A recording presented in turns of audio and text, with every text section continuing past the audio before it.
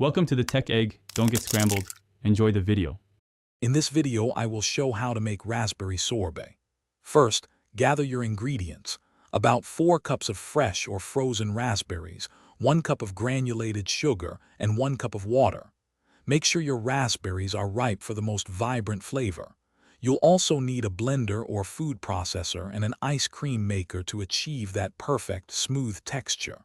Let's get started with the simple steps. Next, combine your raspberries, sugar, and water in a medium saucepan. Bring the mixture to a gentle simmer over medium heat, stirring occasionally. Let it cook for about 5 to 7 minutes, or until the sugar has completely dissolved and the raspberries have softened. This step helps to extract all the delicious flavor. Now, strain the mixture through a fine mesh sieve to remove any seeds, ensuring a perfectly smooth sorbet.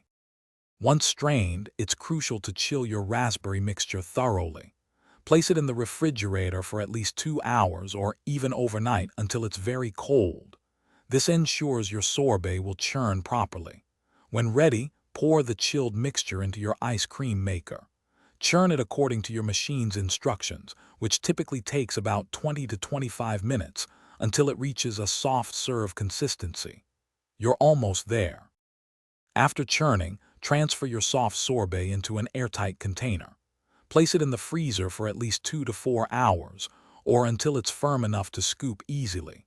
For the best texture, let it sit at room temperature for a few minutes before serving. Enjoy your refreshing homemade raspberry sorbet. Don't forget to check the description below for a link to the new Kindle Paperwhite and other great deals. Thanks for watching.